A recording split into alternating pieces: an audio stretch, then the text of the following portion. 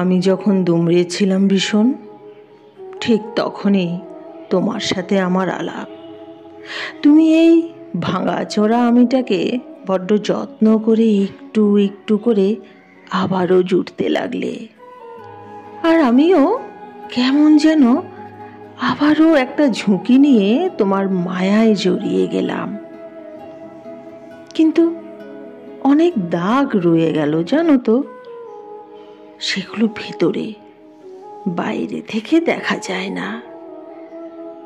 তোমার সাথে আমি আবারও হাসতে শিখলাম, প্রাণ ভরে নিঃশ্বাস নিতে শিখলাম, রাতে শান্তিতে ঘুমানোর অভ্যাস করলাম।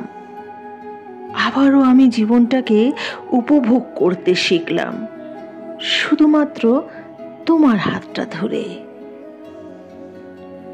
কিন্তু তুমি